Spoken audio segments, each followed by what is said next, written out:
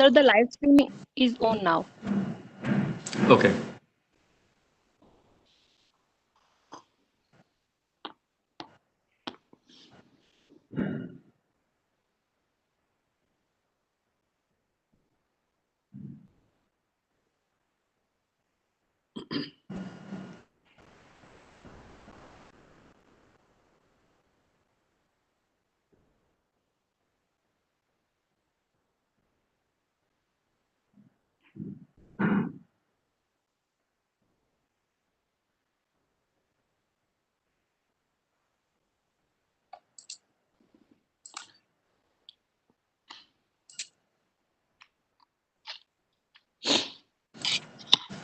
Good evening to you all.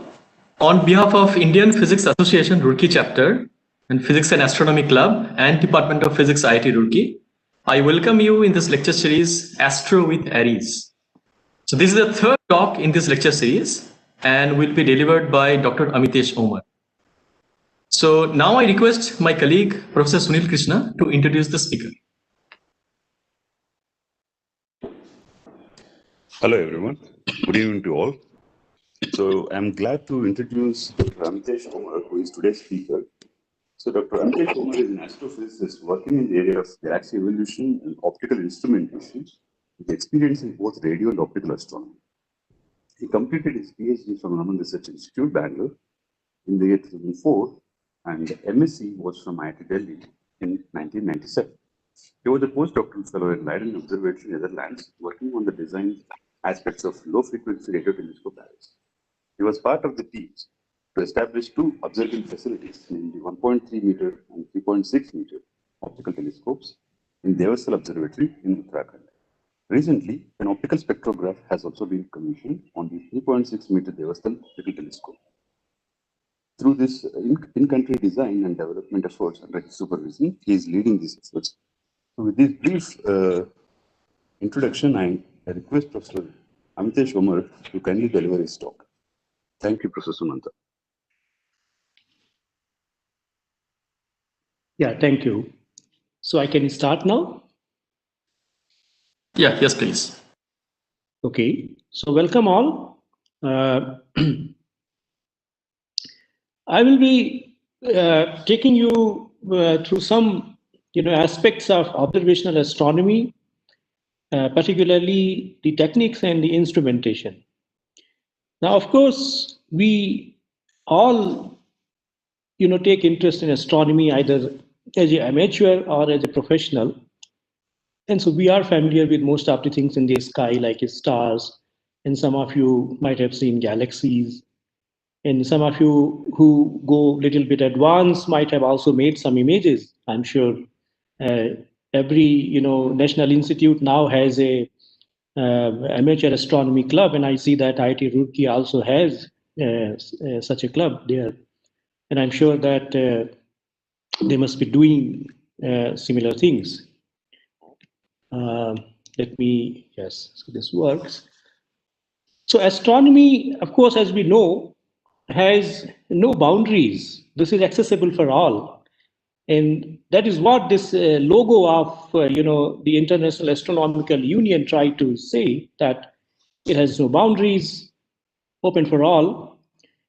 Most of astronomy has been work as a phenomenological science, what we call.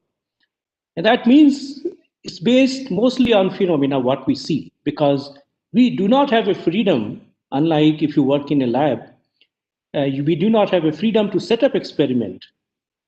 And whatever is given to us, we actually observe that and try to understand with a very remote situation.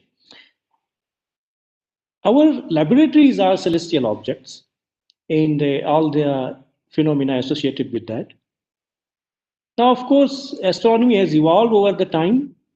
And now what we call the modern astronomy is driven by a global effort with multidisciplinary approach. It requires high-end simulations. It requires a very high-end computation, as well as the telescopes which are intelligent. So if you remember, the earlier telescopes where one has to go and look at that through the eyes. Now that's no longer there. We have sophisticated cameras. And the telescope themselves are quite intelligent. They can sort of learn what to do over the time. Let me first take you to the observational astronomy. What do we actually observe? And this will be a very brief introduction for beginners. And I'm sure most of you at an advanced level might have seen such pictures. So let me start with our place in the universe, or our place in the galaxy, let's say.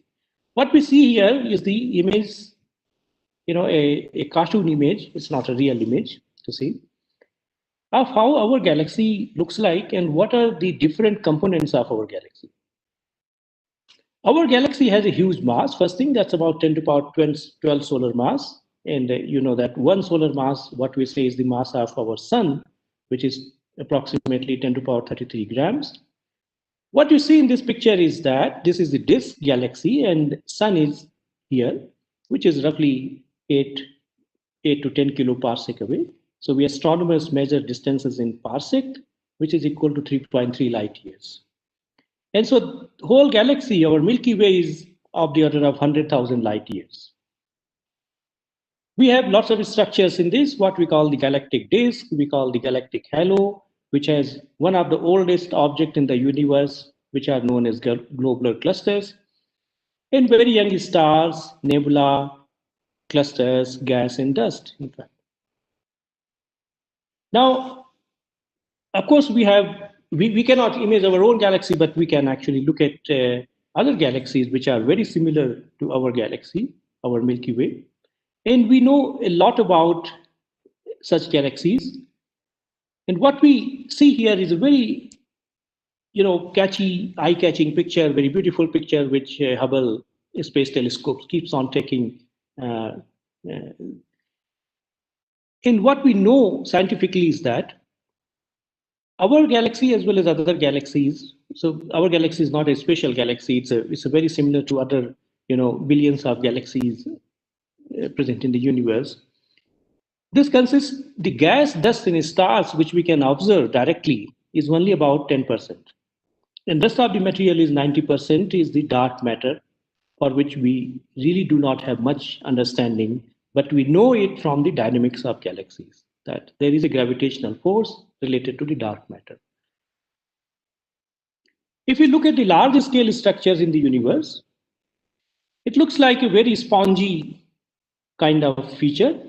Lots of places where there is nothing happening. There are some places where lots of things are happening. So what is shown here is the dark matter distribution, or we can actually trace the galaxies here. So all the bright points here are representing clusters of galaxies, which is one of the typical cluster of galaxies shown here, again taken from Hubble Space Telescope. Cluster can have very large mass. In fact, these are the largest bound structures in the universe, gravitationally bound structures in the universe. And a cluster can contain typically a few hundred galaxies. And that's about a megaparsec, the size.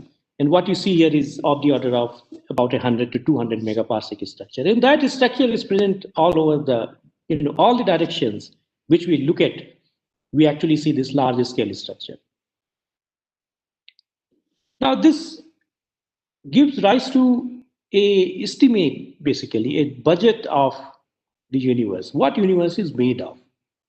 So if you look at this, there are heavy elements, which are made of about 0.03%. We all are made of heavy elements. Then there are neutrinos, which have a small fraction. Stars, only about 0.5%. And the universe is filled with mostly hydrogen and helium, which is about 4%. And then, of course, the dark matter and the mysterious dark energy.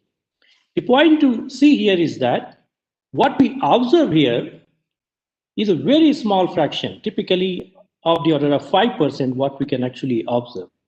And rest is not observable by any known technique so far. So we actually look at very small fractions. For example, stars, if you look at what we look at through the optical telescopes, is only a very small fraction by mass of the entire universe. And of course, we all get fascinated by some of the mysterious objects which we encounter in astronomy, particularly the black holes. And everybody, attention is caught whenever there is a news about a black hole, particularly this year. The Nobel Prize was about the establishment that black holes can exist, and observationally in the Milky Way that black hole was detected. Now we know that center of almost all galaxies have a supermassive black hole. And there are phenomena associated with that, which are always in limelight in astronomy. And there is a large group of astronomers who work on phenomena related to black hole, both observationally as well as on theoretical aspect. Now, of course, stars, that's what our eyes can see. And we know that the source of energy in stars is nuclear reactions. And there are different reactions. Here, the hydrogen gets converted into heavier elements. So stars are basically the factory to make heavy element, and we are made of heavy element. And there is a famous quote by Carl Sagan that the cosmos is within us, we are made of starry stuff. And how that is true, if you look at this picture, for a 25 solar mass star, for example, which is a very massive star, 25 times mass of the sun, they evolve much faster than sun. And if you look at the time scales of their typical lifetime, hydrogen gets converted to helium in about 7 million years. Then helium converted into carbon in about another million years or so. Then carbon is converted to oxygen in about few hundred years, 600 years. Oxygen to silicon, 6 months, silicon to iron, which is the final stable core in 1 day. And then finally, it cannot sustain, its mass, and it has to do a core collapse, which is causing a supernova. And that happens in a fraction of a second. That's the end stage of a star. And so when it ends its life, it expels out all these heavier elements which it has formed in its lifetime. And that gives rise to formation of new stars as well as the planets on which we live, and we are made of that. And that's why we call the cosmos is within us. We are made of star stuff. And the telescopes help that. This is a typical spectrum of such a collapsing star taken from Devastal Optical Telescope. And what we look here is the signatures of these elements. For example, hydrogen, carbon, oxygen, nitrogen, silicon, iron, all these spectral lines, we know their wavelength and they are detected here. And that's what astronomers, in fact, do when they look at such objects. They try to estimate how much, these heavy elements or dust has been formed. There is another very exciting area that's searching for the planets around other stars. And that tries to answer a question, are we alone in the universe? Of course, we still do not know the answer, are we alone in the universe? But there is a very high chance that there are planets similar to Earth around other stars. And this is one of the pictures which came several years ago in limelight, that around another star, a planet was discovered which has in a very similar habitable zone what we see on Earth. And now we know that there are more than 4,000 planets which have been discovered. In fact, it's said that it's difficult to find a star which does not have planets. Every star is supposed to have planets. It just, we have to discover them. And that's a very exciting area where astronomy works. Now, I'm sure you have, in the previous, in the same series, previous talk, heard about the Devastal Optical Telescope. And that's the picture of the optical telescope. What you see here is the primary mirror of the telescope. This is the whole structure. And this is from the outside in which the telescope is housed. We call it as a Devastal Optical Telescope, or DOT, or DOT. Very interesting thing to look at, that Devastal is very close to, of course, the place I'm sitting. It's just about 20-kilometer line of sight from Nainital. And if you look at this topographic map where the altitude is color-coded, in the whole region around Devastal, Devastal is the highest peak in that region. And very interesting to note, there is a sharp fall. In fact, this is the plain area, the south, and this is the north.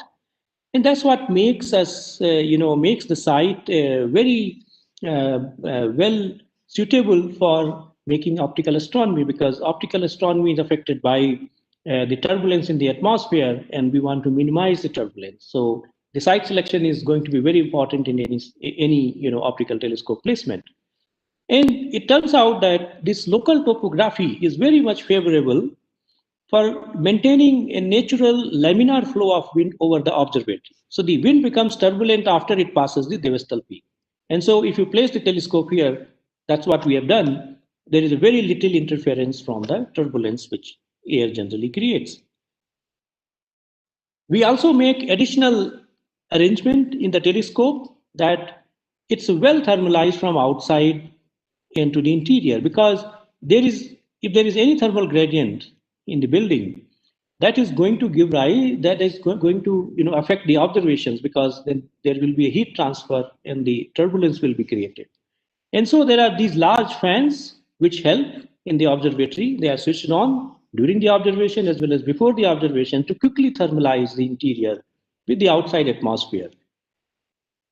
In fact, this I really just saw, it's from yesterday's night, that what has been the meteorological parameter there. You look at the outside temperature and humidity, look at the stability of the temperature. It just whole night it is stable at 5 degrees.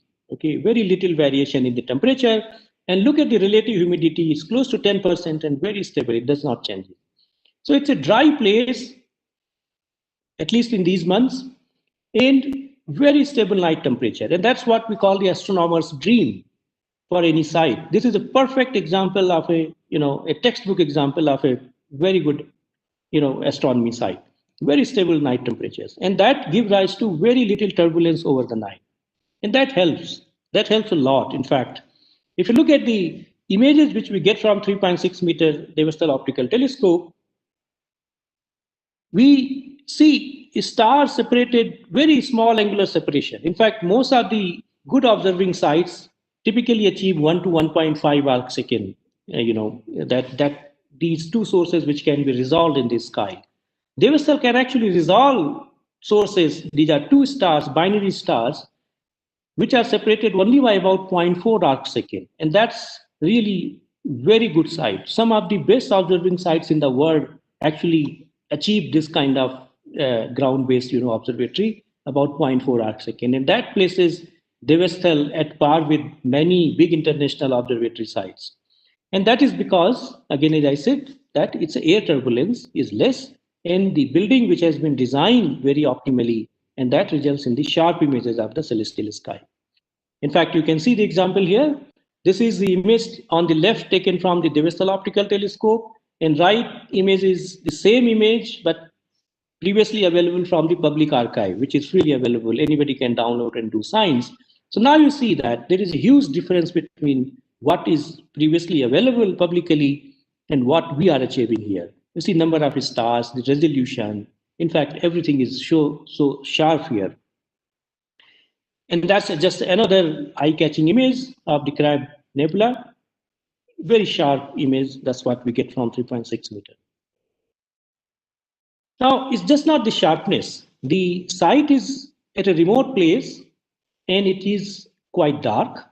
There is not much, there are not many houses. They're not, as you know, the Uttarakhand hills are not very much populated also. And so it makes the sites very dark, and that helps to achieve very small, photon rates detection. So some of the sources which we have detected, so this is for a comparison with the HST image.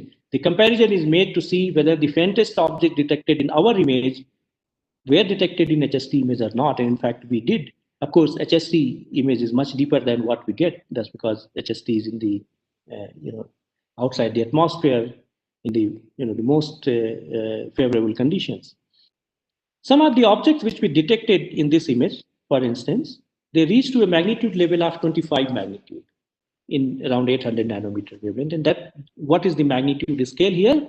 If you just convert it to photon rate, that is about 1 photon per second. That's a very, very feeble, very low photon rate, what we can detect from the sky using this telescope. And that was previously not possible with any Indian telescope to achieve. Now let me come to the, what are the observational astronomy, what are the instrumentation things, what are the techniques that people use or we use, and where are the opportunities to join that. The telescopes, the modern telescopes like 3.6-meter dot, they are pieces of engineering marvel. Why? So first thing is that it's a highly accurate mechatronics. It's a mechanical system as well as the electronics, and they talk to each other, they provide the feedback, and they have a very precise encoders, they have a very precise feedback system, very sophisticated, and that ensures that the target positions in the sky are continuously tracked, pointed and tracked with sub-arc second accuracies, because the Earth's sidereal motion is changing the positions of the stars continuously, and we need to track them with a sub-arc second accuracy, and that's basically possible because of a very accurate mechatronic system. Then there is a sophisticated structural engineering. Remember that this telescope like 3.6 meter is a very heavy telescope. It's more than 120 ton. And the tube itself on which the mirror and the instruments are mounted, they weigh about 40 ton. Okay, and that 40-ton tube moves with a very precise accuracy, and it also targets the object to few arcseconds in the sky. So you ask the telescope to go to an object, typically it will bang on, it will go there with highly accurate, not more than a few arcsecond errors, and then it starts tracking with sub-arcsecond accuracy. So you do not see any effect of the Earth rotation in that. And then a very stable optomechanical system, because remember, this is also a large mirror. 3.6 meter mirror itself weighs about 4 ton, 4.3 ton to be exact. And it needs to float freely against gravity at all the elevation. The telescope can look at very low elevation, like 15 degree, from the horizon. And of course, it can go anywhere in the direction, any direction. And that weighs, the mirror itself weighs about 4 ton. And that needs to be controlled. It should not receive any residual forces of the gravity, otherwise the shape itself will distort by its own weight, 4-ton structure. And so there's a very precise optomechanical system built in, and the mirror deformations are controlled continuously to micron accuracies, so that whatever is the shape required to get the best focus, let's say the best optical collimation, is achieved by this system. And if you look at the numbers here, the optical collimation between various, the optical systems there, they are continuously maintained to get optical wavefront errors less than 100 nanometer. And that's because of a very precise system built in, and what we call as active optics. Without active optics, this would not have worked. What is active optics here? This is actually pioneered by European observatories.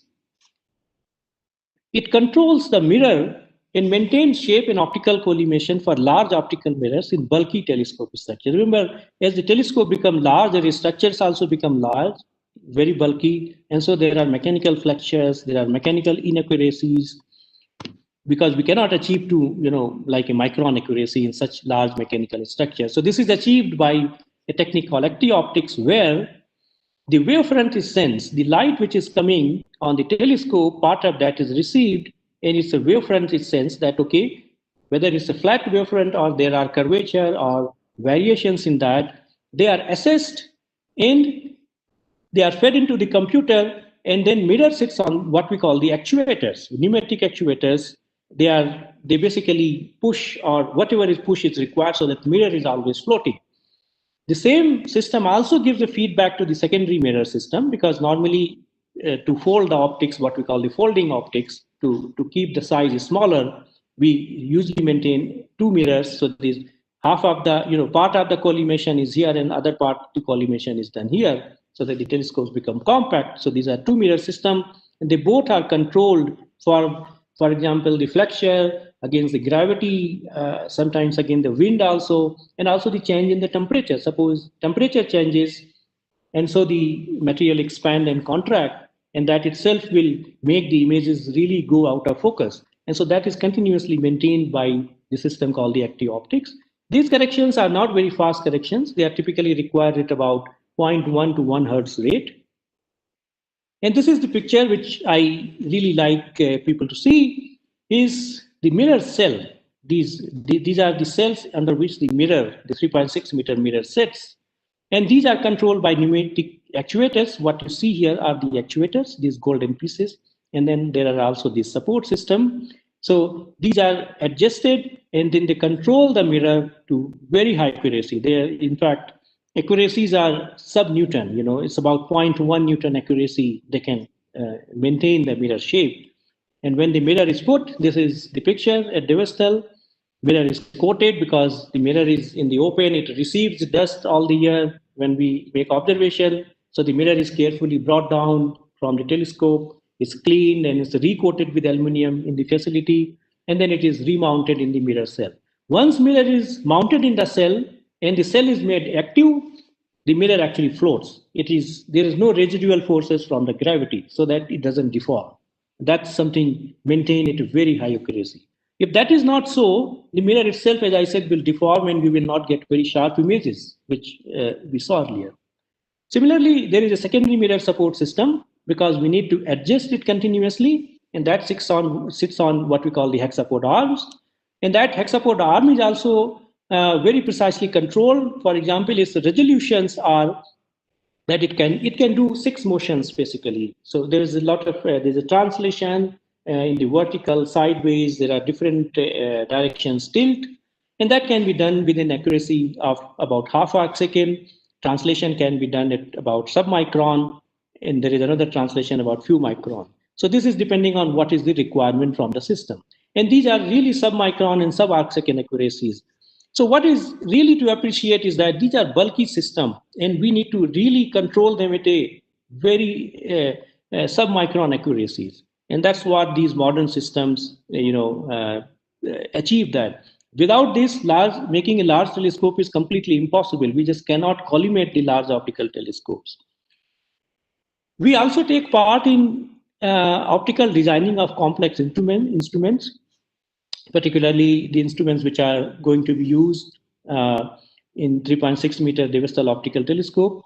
And one of the instruments which we have designed and commissioned now, and in fact presently is being used by astronomers, is the ARIES. It's called ARIES Devastal Faint Object Spectrograph and Camera.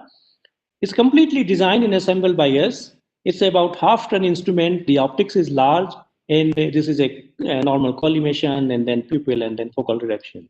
So this is very precise, thing, because we do not want the optics to distort the images, because telescope is producing sub-arc second images, and so this also should match with the sub-arc second resolution.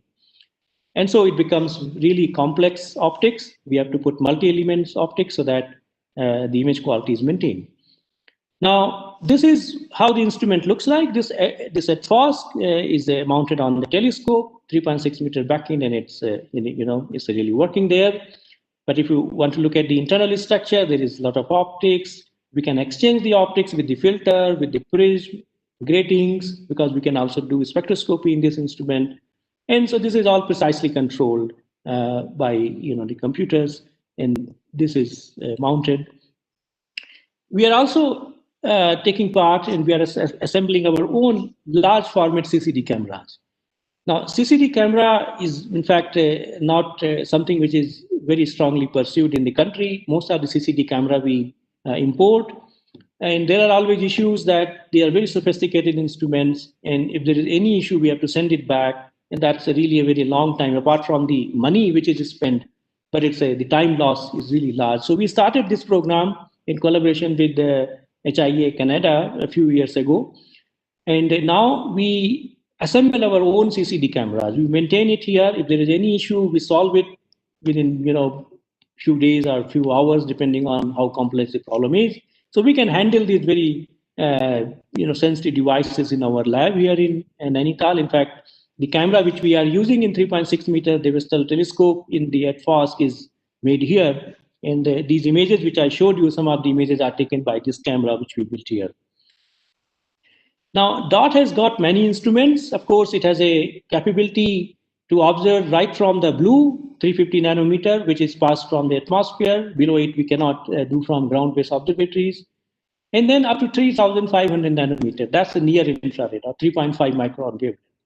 And we can perform imaging. So there are instruments like Imager, and at FOSS can also do imaging. Then there is a 10-spec and TIRCAM.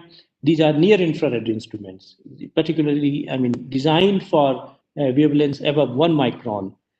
And so they all can do imaging, spectroscopy, now as well as the polarimetry. So the polarization is also important to measure in astronomy, and we are including certain polarization instruments in that.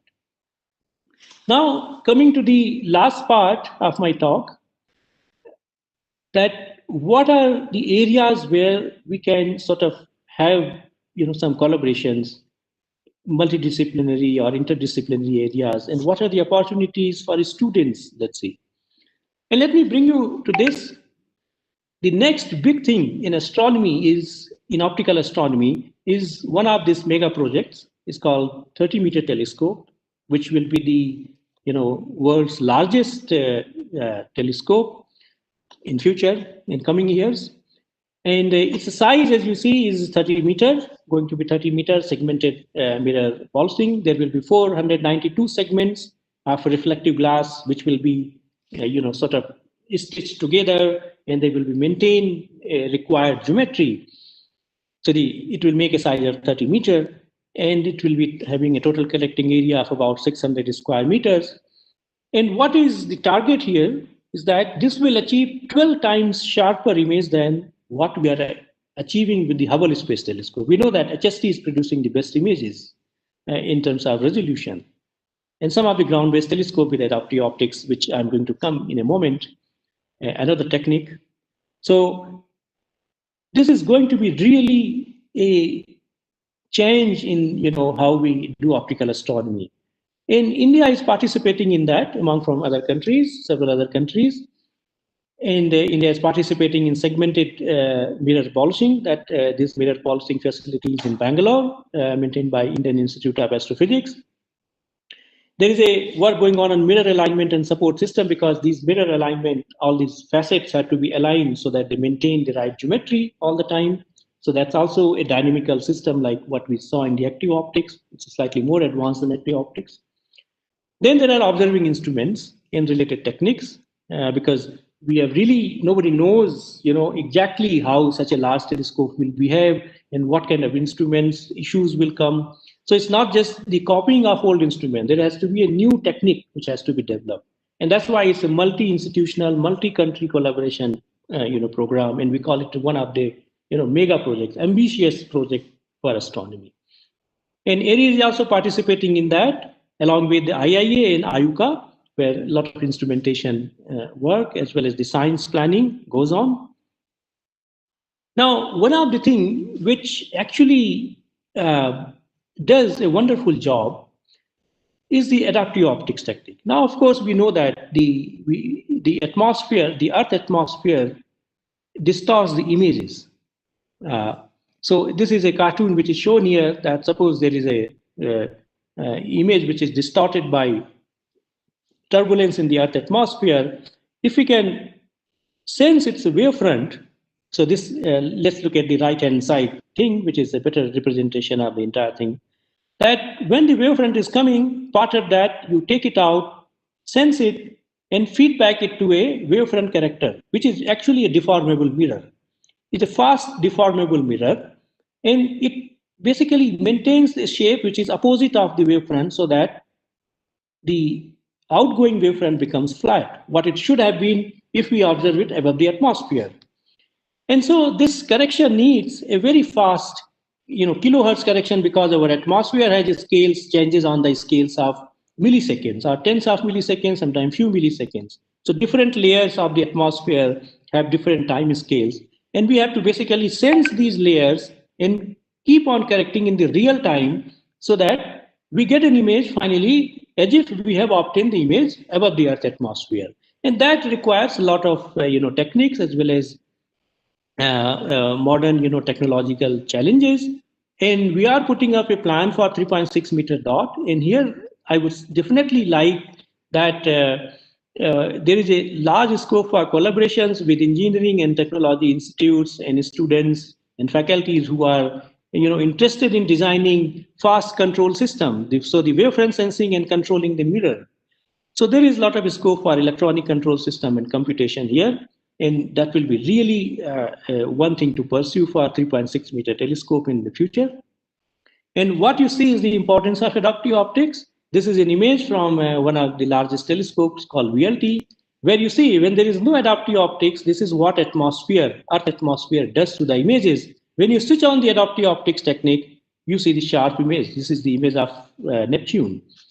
And so adaptive optics does a wonderful job. In fact, at the ground-based telescope, it just any large telescope now, like 4-meter class telescope, has to have adaptive optics. It just cannot, go without that. So we have to build such an adaptive optics, instrument for our telescopes.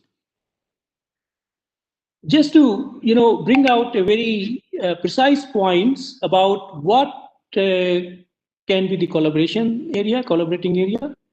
So our optical and IR instruments which we have, of course, we put it on the telescope, but sometimes they are not on the telescope, they are sitting on the ground.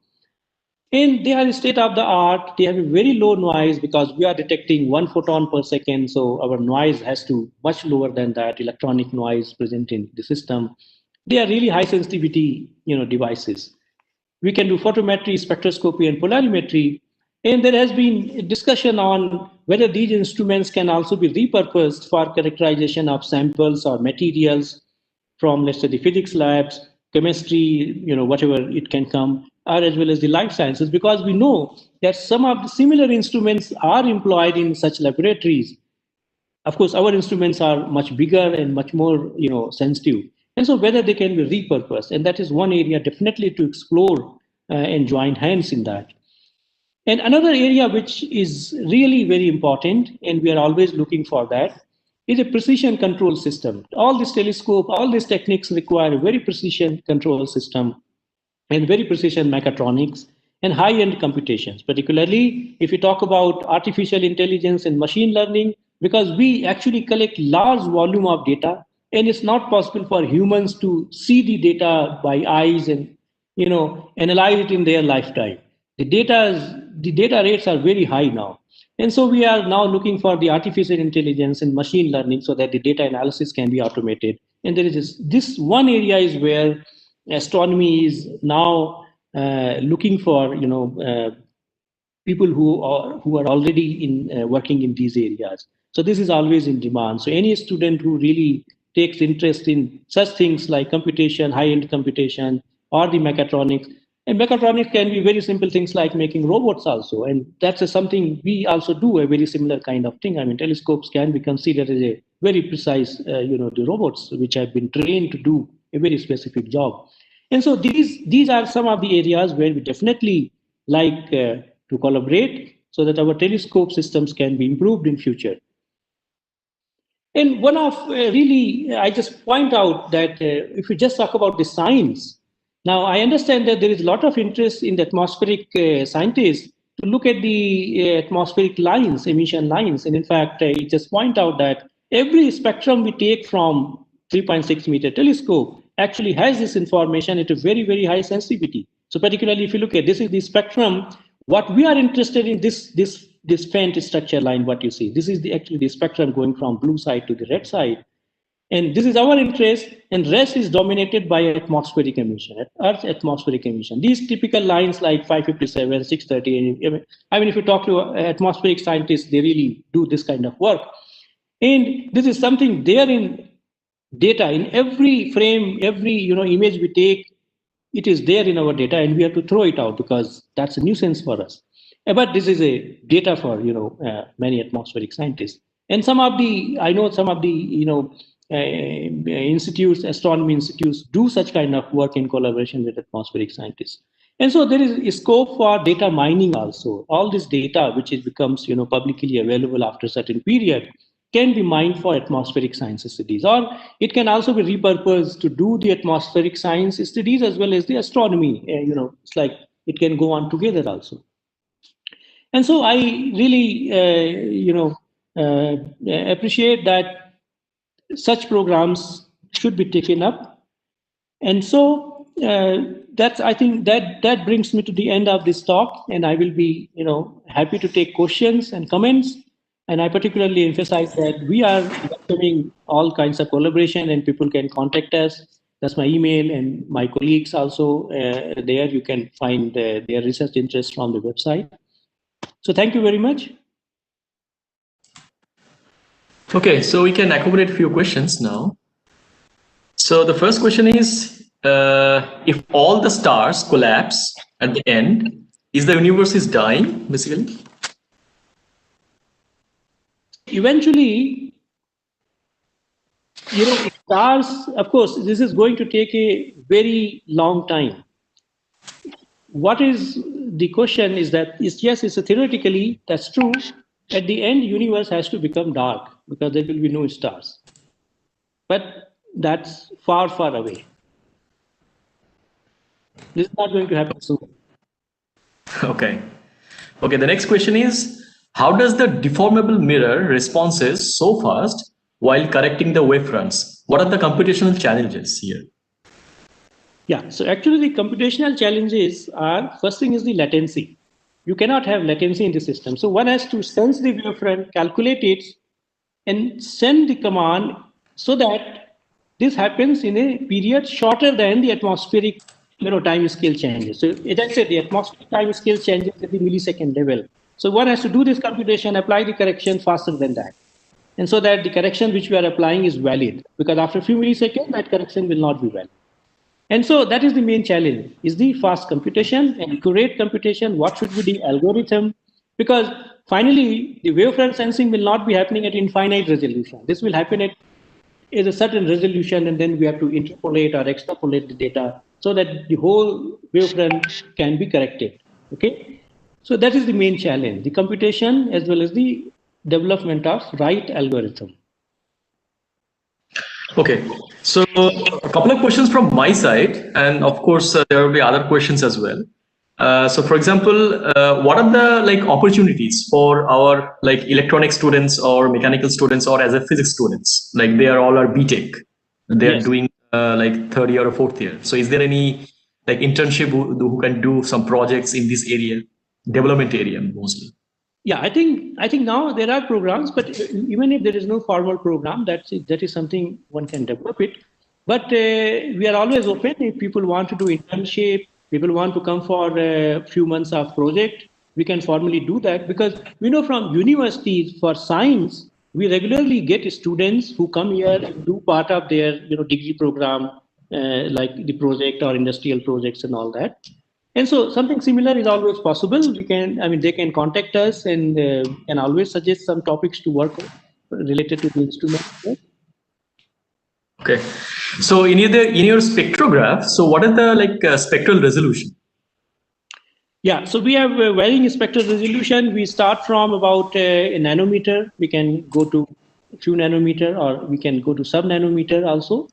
This is what presently we have. Of course, in the future, we will have a very high resolution spectrograph, which will be, like what we say is something like 0.01 nanometer or so. Okay. We have about a nanometer. Okay. There is one more question. What are the prerequisites for working with Devassal Optical Telescope as a undergrad, like a short period project? I don't know. There is no formal prerequisite. Wherever students fit in, just accommodate them. Okay. So but if they are asking for any, like we have a PhD program, if people want to pursue PhD program, then they have to have a degree in science history. So that is Master of Science, MSc. Okay, all right. So any students, if you still have some questions, you can raise your hand. So it is there on your right side of your screen.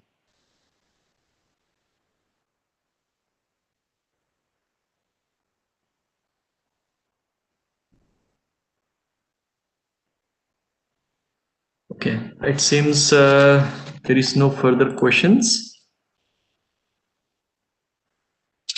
All right, so on behalf of the organizing team, I take this opportunity to put forward the vote of thanks and acknowledging the support in organizing this lecture series. So I thank Dr. Amitesh Omar for delivering such a wonderful talk. We learned a lot. And of course, our IITR students definitely will get benefit in future. And I thank Physics and Astronomy Club team members, which comes under Student Technical Council IIT Roorkee, for their support in organizing this lecture series.